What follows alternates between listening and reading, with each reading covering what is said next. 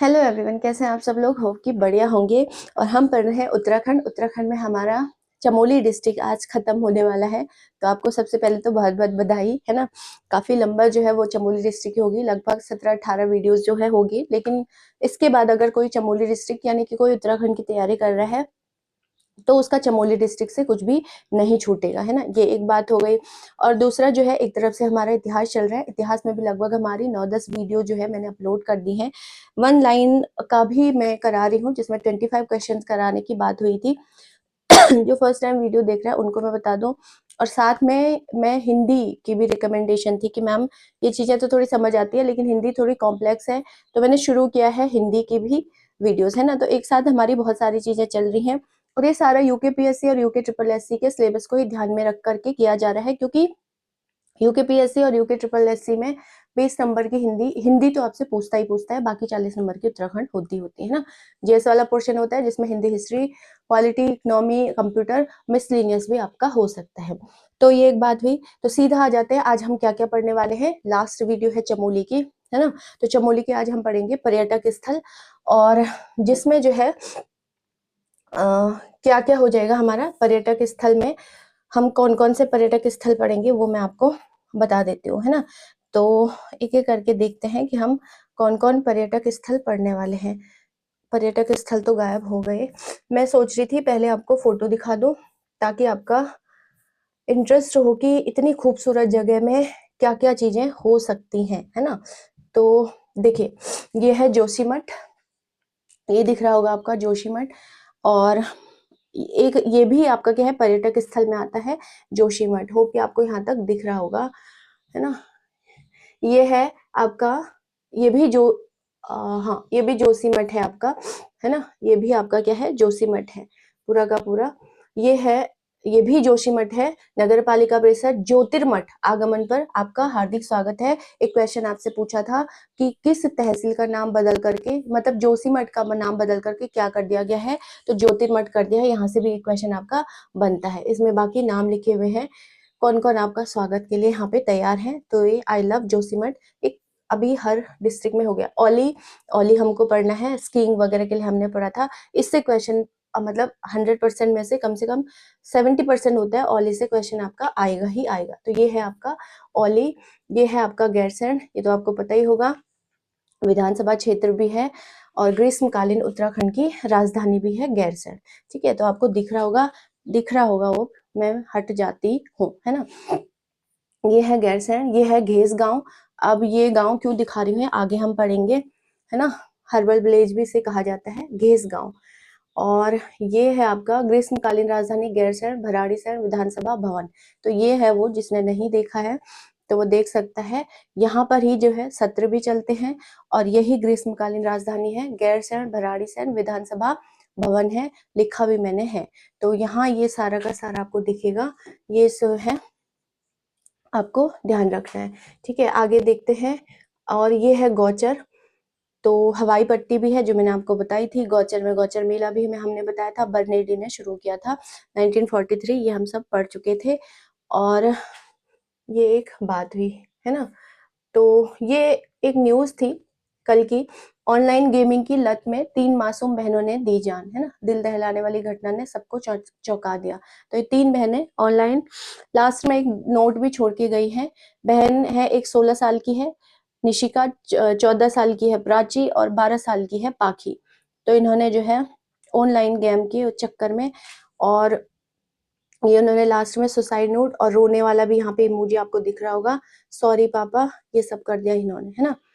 तो आपके आसपास बच्चे हैं तो आप थोड़ा सा ध्यान रखिए कि क्या कर रहे हैं। आप यह कर सकते हैं कि छोटे बच्चों को स्मार्टफोन देने से बचे, स्क्रीन टाइम की सख्त सीमा तय करें।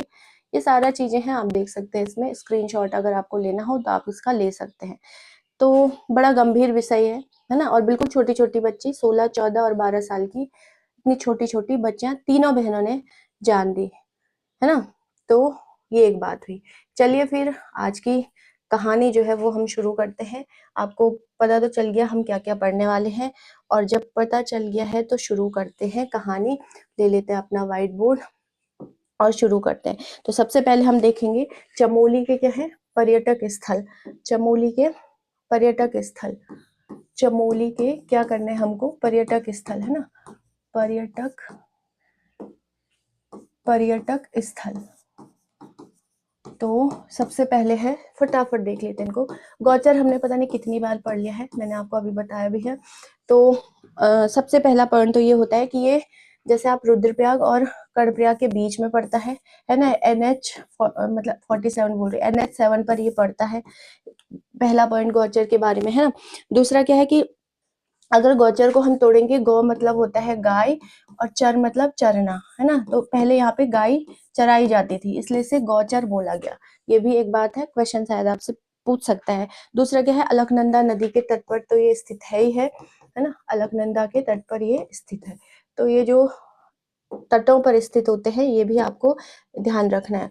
दूसरा पॉइंट क्या है इसी में कि मैंने आपको बताया था कि 1920 में हवाई मार्ग से, मैंने क्वेश्चन भी पूछा था, प्रांतिका ने उसका जवाब दिया था कि 1920 में मतलब हवाई मार्ग से कौन आई थी, लेडी वेलिंगटन यहाँ पर आई थी। और शायद ये PYQ भी है, ये आपको ध्यान रखना है, आई थी। तब से इसे राष्ट्रीय स्तर पर पहचान मिली है। जब 1920 में लेडी वेलिंगटन यहाँ आई थी, तब से इसको राष्ट्रीय स्तर पर क्या है, पहचान मिल गई। किसको, गौचर को। ठीक है, ये एक बात हुई। आपको पता ही है कि हर साल जो है 14 नवंबर को यहाँ पर क्या लगता है, गौचर मेला लगता है, 22 नवंबर तक जाता है।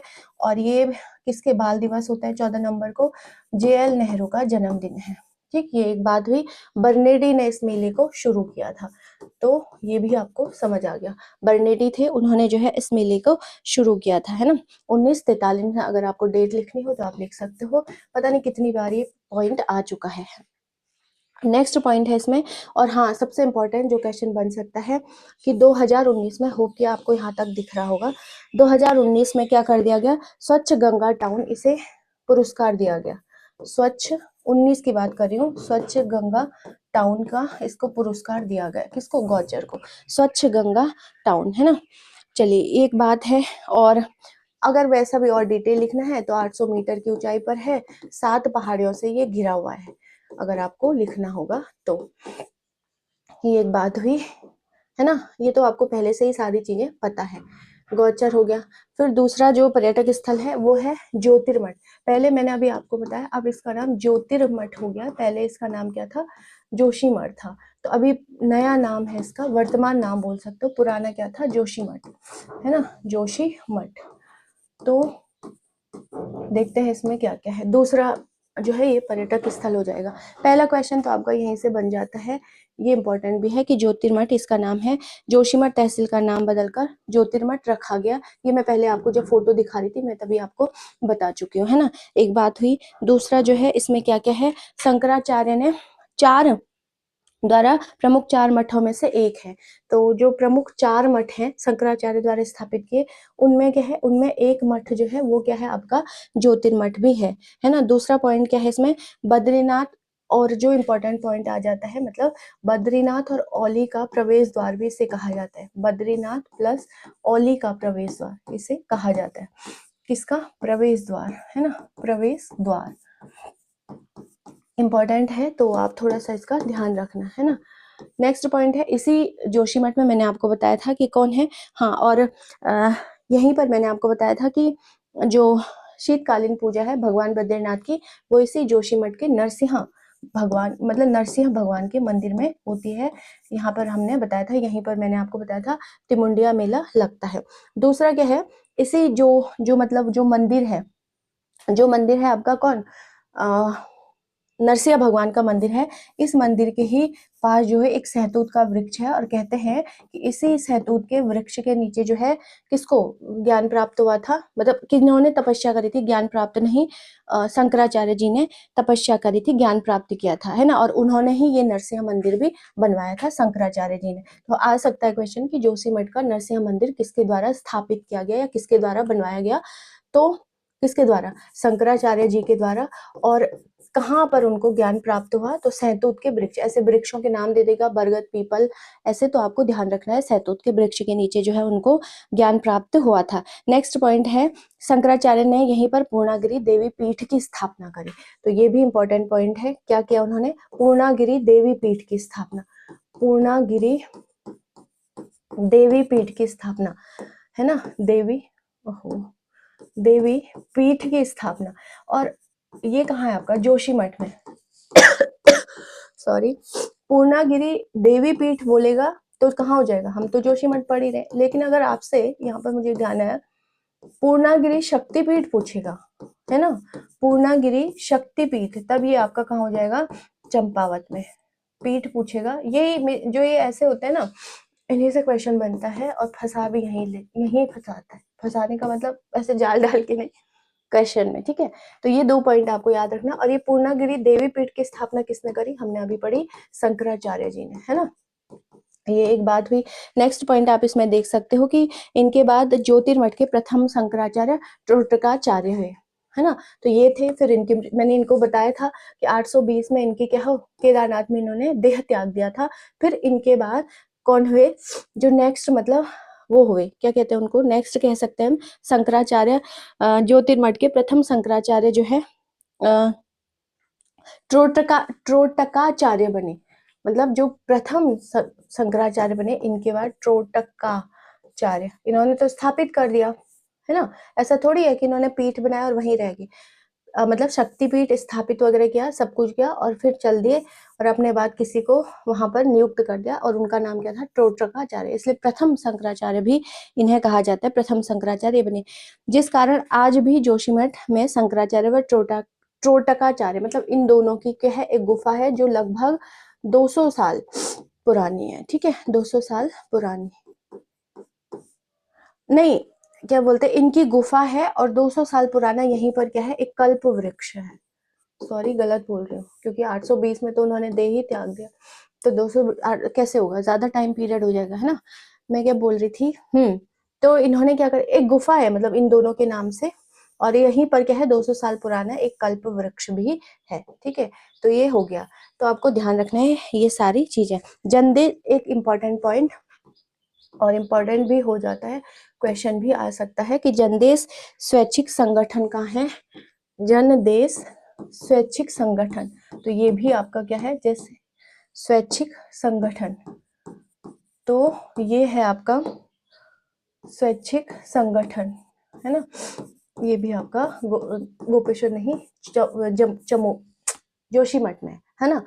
तो चलिए आगे देखते हैं, नेक्स्ट पॉइंट आपका क्या है, और जोशीमठ के पास ही, ये भी इंपॉर्टेंट आया भी क्वेश्चन है, जोशीमठ के पास ही क्या है, क्वारी पास है, कुंवारी नहीं, क्वारी पास, जिसे ट्रेल पास दर्रा भी कहते हैं, ट्रेल पास दर्रा। आपके लिए एक होमवर्क मैं दे रही हूँ यहाँ पे, शायद मैंने पहले भी जिक्र नहीं किया है या नहीं, ऑफलाइन क्लास में किया होगा शायद। ऑफलाइन में क्या है, ट्रेल पास, ट्रेल कर्जन पास भी इसको कहा जाता है, जिसे कर्जन ट्रेल पास भी कहा जाता है ना। पास मतलब दर्रा, ला, है ना, इंग्लिश में पास। तो मैं क्या बोल रही थी, हाँ, क्वारी जो है, ट्रेल पास दर्रा है, और ट्रेल जो था ना, अंग्रेज कमिश्नर था एक उस टाइम पे, जैसे प्रथम हेनरी रैमजे वे, सॉरी पहले आपके जो है गार्डनर हो गए, फिर दूसरे ट्रेल थे, जो 24 कमिश्नर हम आगे पढ़ेंगे हिस्ट्री में, उनमें ट्रेल महोदय हुए, ट्रेल महोदय दूसरे कमिश्नर थे। तो क्योंकि ये कमिश्नर थे, हालांकि इनको तो क्या पता मतलब पहाड़ी रास्तों का, तो इनकी एक हेल्प करी थी, ये आपको PYQ, चलो मैं ही बता देती हूँ, इनकी हेल्प करी थी मलक सिंह बूढ़ा, ये क्वेश्चन आया हुआ है, मलक सिंह बूढ़ा के सहयोग से ही, हालांकि श्रेय तो इन्होंने ही किया होगा क्योंकि वहां के लोकल थे मलक सिंह बूढ़ा जी, तो लेकिन नाम तो डेफिनेटली राजा का ही आता है, प्रजा कितना भी भला कर ले, है ना। तो ये वही बात है, क्योंकि ट्रेल तो कमिश्नर था उस टाइम पे, है ना, तो कब इसका नाम तो आएगा ही कि भाई किसके समय जो है ट्रेल पास दर्रा जो है, कर्जन ट्रेल पास दर्रे की खोज हुई, तो हुई तो ट्रेल के समय, किस अंग्रेज कमिश्नर पूछेगा तो हुई ट्रेल के समय। लेकिन कभी कभी क्वेश्चन पूछ लेता है कि ट्रेल की, जो ट्रेल पास दर्रा खोजने में मदद करी, वो किस स्थानीय ने करी थी, किस लोकल, वहां का कोई लोकल था, तो मलक सिंह बूढ़ा, ये एक बात हो जाएगी। आगे देखते हैं, और नेक्स्ट जो हमारा वो हो जाएगा, यहाँ तक आपको समझ आ गया होगा। नेक्स्ट है माणा गांव, और मैंने आपको बोला था कि चमोली डिस्ट्रिक्ट हम पढ़ रहे हो, और कभी ऐसा दिन नहीं जिस दिन माणा गांव का जिक्र ना हुआ, ये गांव अपने आप में बहुत ज्यादा इंपॉर्टेंट हो जाता है। तो माणा गांव क्या है, पहला पॉइंट तो यही हो जाएगा कि भारत और चीन की सीमा पर है, भारत प्लस चीन की सीमा पर, पहले इसको जो है अंतिम गांव का दर्जा दिया गया था, है ना, अंतिम गांव।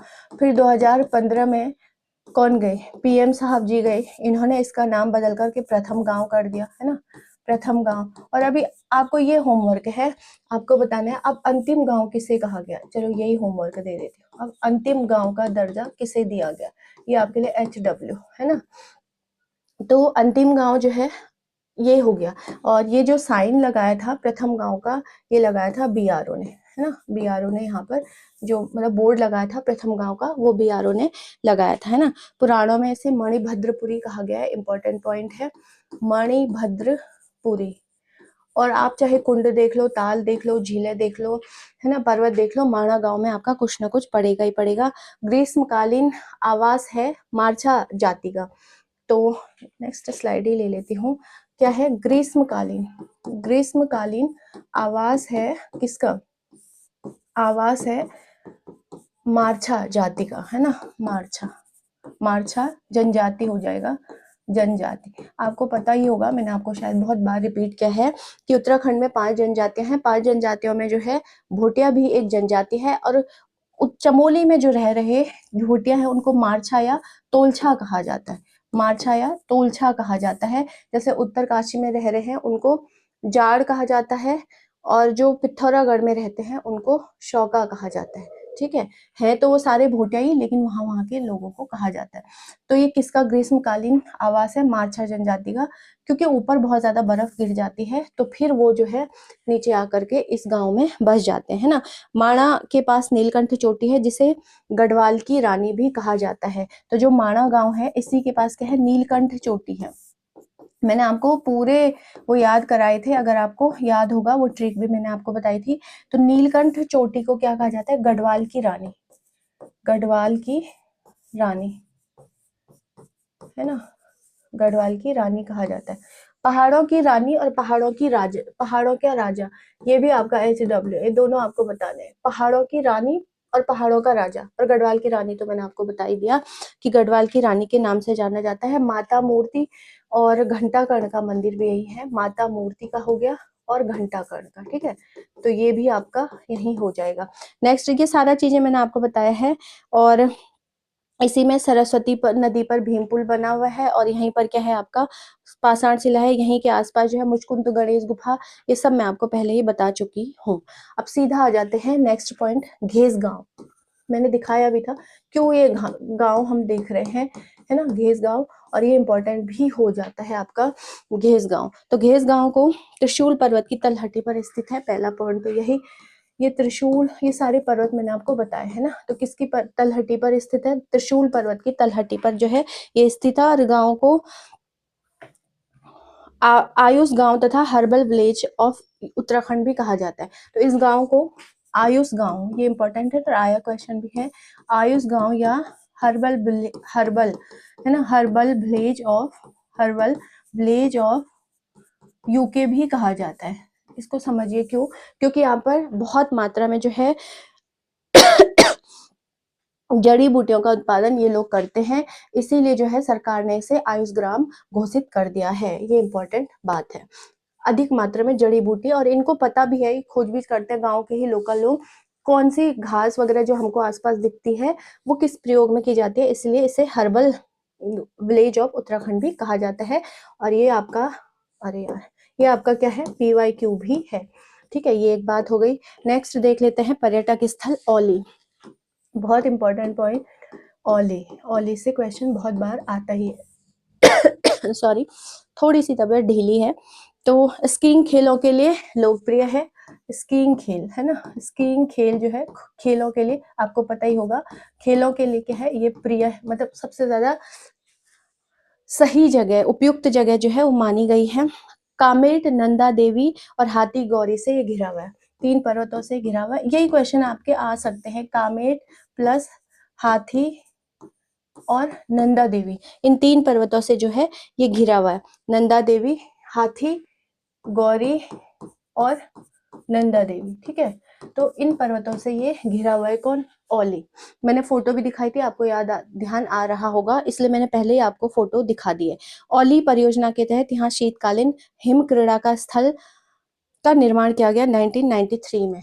तो अब यहाँ पर 1993 में क्या बना दिया गया, हिम क्रीड़ा स्थल बना दिया गया इसे, हिम क्रीड़ा स्थल। और किस परियोजना के तहत, ये क्वेश्चन आपसे पूछ सकता है, तो ओली परियोजना के तहत, ठीक है। तो इसे क्या बना दिया गया था, हिम क्रीड़ा स्थल बना दिया गया कब, 19, क्या लिखा है मैंने, हाँ मतलब ये 2 बार हो गया है, 1993 में, ठीक है। ये एक बात हो गई। दूसरा, इसी में आप देख सकते हो कि शुभारंभ जो किसने किया था, तो इस मतलब इस परियोजना का शुभारंभ किसने किया था, ये इंपॉर्टेंट है। तो ये किया था, बन करके तो तैयार होगी 1993 में, और इस परियोजना का शुभारंभ किया था तत्कालीन पीएम थी, जो कौन कौन थी, आईजी इंदिरा गांधी, जिनको आयरन लेडी भी कहा जाता है ना। 42वां संशोधन में जो लगातार संशोधन हुए हैं, 42वां संविधान संशोधन, वो इन्हीं की देन है, ठीक है। चलिए खैर, एक बात हुई, क्या कह रही थी मैं, तो इन्होंने जो है इन्होंने इसका शुभारंभ किया था, और कब किया था इन्होंने, ये हुआ 1993 और ये हुआ 1983, तो ठीक 10 साल बाद बनकर के ये तैयार हो गया था। 1983 में इन्होंने शुभारंभ किया, मतलब शुरू किया इस पर काम करना, 10 साल लग गए, 10 साल के बाद ये हिम क्रीड़ा स्थल औरी परियोजना के तहत बन करके मतलब तैयार हो गया था, ठीक है। ये एक बात हो गई। और यह एशिया का सबसे लंबा एवं ऊंचा रोपवे है, ये भी एक बात है, यहीं पे लिख सकते हैं कि एशिया का क्या है, सबसे ऊंचा और लंबा रोपवे है। रोप मतलब रस्सी, वे मतलब रास्ता, है ना। रोप मतलब रस्सी, हिंदी भी बता रही हूँ, रस्सी, और वे मतलब, वे होता है ना, वे इंग्लिश में बोलते हैं रास्ता, यानी कि रस्सी से, रस्सी का बना रास्ता, है ना। तो एशिया का क्या है, सबसे ऊंचा और लंबा रोपवे है, और लगभग ये कितना है, 4 किलोमीटर, ठीक है। तो ये भी एक बात हो गई, आपको ध्यान रखना है। 15 हो गए, ठीक है, ये एक बात हो गई। नेक्स्ट पॉइंट है आपका, जो GMVN है, GMVN यानी कि गढ़वाल मंडल विकास निगम, इसने जो है, इसने गढ़वाल, ये शायद बहुत जगह आप ऐसे बोर्ड देखते होंगे GMVN के, कई जगह दिखते हैं। शुरू शुरू में मेरे को समझ नहीं आता था ये बोर्ड है किसका, है ना। काफी जांच पड़ताल के बाद हमें पता चला कि गढ़वाल मंडल विकास निगम का ये बोर्ड है, और इन्होंने यहाँ पर क्या किया था, 1987 में, ठीक है। यहाँ पर देखिए, 1983 में काम शुरू हुआ किसका, क्रीड़ा स्थल बनाने का। फिर 1987 में इन्होंने यहाँ पर क्या कर दिया था, इन्होंने यहाँ पर क्या मनाया, स्कीइंग महोत्सव मनाया, किसने, GMVN ने स्कीइंग महोत्सव मनाया, स्कीइंग महोत्सव जो है इन्होंने यहाँ पर मनाया। तो और बनकर के तैयार कब हो गया था, 1993। तो ये 3 डेट आपको याद रखनी है। GMVN ने स्कीइंग महोत्सव मनाया, शुभारंभ हुआ इसका बनाना इस टाइम पे, और बन करके कंप्लीट तैयार हो गया था 1993। तो ये तीनों डेट आपको याद रखनी है एग्जाम के पॉइंट ऑफ व्यू से, है ना। और सही अगर आप समय देखोगे तो मार्च से और दिसंबर तक ही यहाँ पे रहता है जाने का। नेक्स्ट पॉइंट है, यहीं पर अंजनी माता का मंदिर भी है, गुरसों बुग्याल भी यहीं है। जब मैंने आपको पढ़ाया था तो आपको याद आ रहा होगा, है ना, ये आपको बताना है। और चतरकुंड स्थित है। तो ये तीनों क्वेश्चन जो है, 2 क्वेश्चन आपके आए हुए हैं, अंजनी माता का मंदिर पूछा हुआ है और गुरसों बुग्याल पूछा हुआ है। तो पूछा तो ऐसे थे कि गुरसों बुग्याल कहाँ है, तो चमोली में है। लेकिन मान लो थोड़ा सा और कचाइन कर दे, डेप्थ क्वेश्चन पूछे तो पूछेगा कि गुरसों बुग्याल जो है चमोली में भी कहाँ स्थित है, तब आपको पता होना चाहिए औली में। चलिए यहाँ तक होप कि क्लियर हो गया होगा। नेक्स्ट देख लेते हैं ग्वालदम, है ना, ग्वालदम। तो ग्वालदम में तो कुछ ऐसा है नहीं, बस यही है कि चमोली और बागेश्वर की सीमा पर स्थित है, चमोली प्लस बागेश्वर की सीमा पर ये स्थित है। और सेब वगैरह, चाय वगैरह, चाय के बगान, सेब के बगान यहाँ पर बहुत ज्यादा मात्रा में, और देवदार के जंगलों से घिरा हुआ है ना। चाय होता है, क्या होता है, सेब होता है, और देवदार के वृक्ष यहाँ पर बहुत सुंदर है ग्वालदम में से, है ना। नेक्स्ट है, ग्वालदम के बाद आता है गैरसैंण। नेक्स्ट जो देख लेते हैं गैरसैंण, तो इससे भी क्वेश्चन बनने के चांसेस होते हैं। गैरसैंण पहला तो पॉइंट यही हो जाएगा कि इसको पहाड़ी कस्बा भी कहा जाता है ना। तो पहाड़ी कस्बा, पहला पॉइंट ये हो जाएगा, पहाड़ी कस्बा। दूसरा क्या है, ग्रीष्मकालीन राजधानी है ना, ग्रीष्मकालीन राजधानी।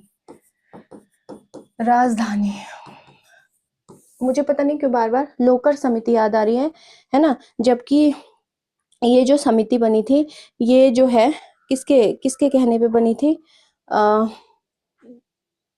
मतलब गैरसैंण को, लोकर समिति तो वो थी जिन्होंने जनजाति की सिफारिश करी थी, 1965 में बनी थी, है ना, बनवाई गई थी सरकार के द्वारा, और 1968 में आई थिंक इसने कह दिया था कि भाई जनजातियों की इस तरीके से व्यवस्था होगी। क्योंकि जब आप यूसीसी देखते हो, है ना, यूनिफॉर्म सिविल कोड जो क्या है आर्टिकल 44 में है, ये कहता है कि भाई जितनी भी जनजातियां हैं वो जो है इस यूसीसी के दायरे से बाहर है, क्योंकि इनके अपने रीति रिवाज है, कल्चर है, उन पर हम छेड़छाड़ नहीं करेंगे। तो यूसीसी के अंदर एक पॉइंट तो ये भी आता है कि किसको बाहर रखा गया है, तो जो जितनी भी जनजातियां हैं राज्य की उनको जो है इससे बाहर रखा गया है। तो लोकर समिति थी, मेरे को बार बार उसी का ध्यान आ रहा है, पता नहीं क्यों आ रहा है ना।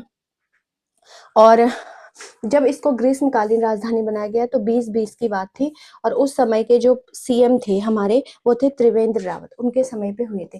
तो सीएम जो थे वो थे हमारे त्रिवेंद्र रावत, है ना, त्रिवेंद्र रावत जी। इनके समय पर इसको क्या है शीतकालीन, इन्होंने जो है शीतकालीन मतलब राजधानी घोषित कर दी थी जब 2020 में सीएम थे, है ना, कि भाई ग्रीष्मकालीन, शीतकालीन नहीं, ग्रीष्मकालीन राजधानी क्या हो रहा है मुझे कर दिया था। और दूसरा पॉइंट क्या है, इसको इन्होंने मतलब इसके पीछे मैं आपको और डिटेल से बताऊंगा, अभी तो हम पर्यटक स्थल के हिसाब से पढ़ रहे हैं, क्योंकि ये कहा कि भाई सेंटर में है, गढ़वाल और कुमाऊं के सेंटर में है, तो अगर यहाँ का व्यक्ति आ रहा है ना, तो उसको भी यहाँ आसान होगा, और यहाँ का भी आ रहा है, तो इसीलिए गढ़वाल और कुमाऊं के मध्य में है ना, गढ़वाल और कुमाऊं के मध्य में है, तो इसलिए जो है इसको मतलब राजधानी बनाने की, बार बार शीतकालीन आ रहे, इसको ग्रीष्मकालीन राजधानी बनाने का गैरसैंण को मतलब प्रस्ताव बार बार ये आ रहा था, है ना। दूधातोली पर्वत श्रृंखला पर ये स्थित है, और मैंने आपको बताया था दूधातोली से 5 नदियां निकलती है, आटागाड़, बोनो, पश्चिमी नयार, पूर्वी नयार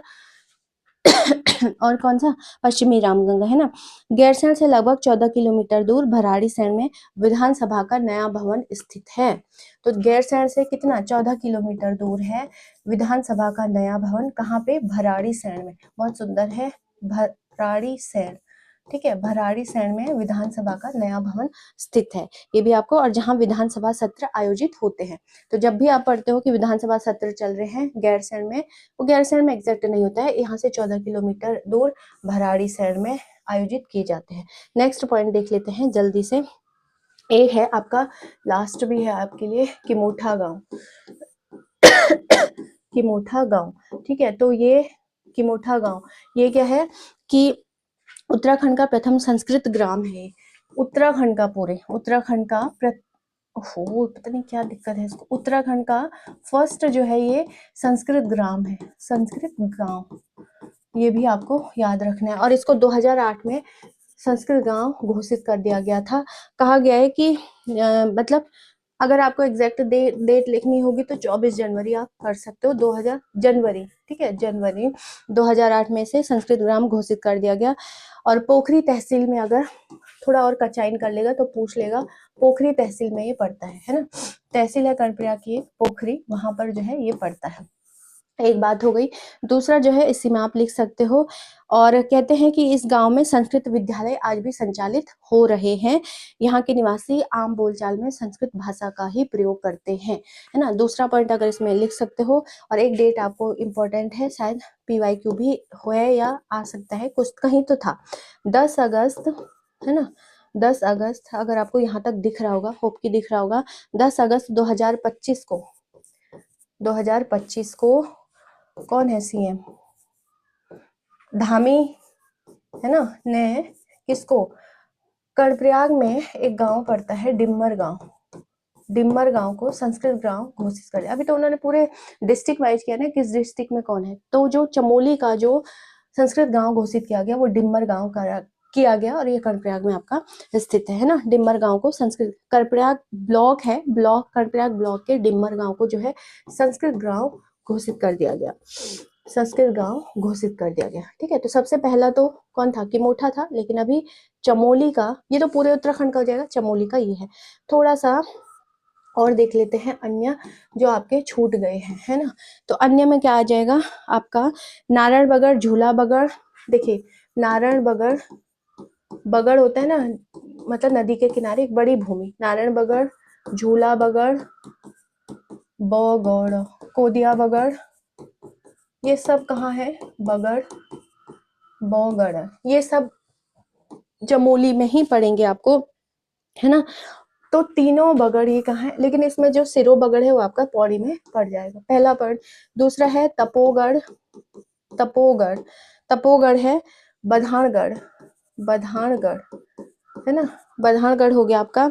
लोहाबगढ़, दसोलीगढ़, लोहाबगढ़, दसोलीगढ़, ये सब आपका कहाँ पड़ेगा, चमोली में पड़ेगा। तो ये गढ़ भी हैं, 4 गढ़ है, ये आपको ध्यान रखना। और सबसे इंपॉर्टेंट जो हमारा छूट जाता है चांदपुर गढ़, तो ये सब गढ़ कहाँ है, चमोली में है। नेक्स्ट पॉइंट, अगर इसी में एक आप देखना चाहोगे, आया क्वेश्चन है, बुग्यालों की मदर टेरेसा किसे कहा जाता है, तो बुग्यालों की मदर टेरेसा, ठीक है, मदर, भाई क्या दिक्कत है इसको, मदर टेरेसा, तो ये कहा जाता है किसको, मदर टेरेसा कहा जाता है। ये शायद PYQ भी है, आपको ध्यान रखना है, रूपा देवी को, क्योंकि ये चमोली से ही बिलोंग करती है, इसलिए हम इनको चमोली के अंदर पढ़ रहे हैं, रूपा देवी, है ना।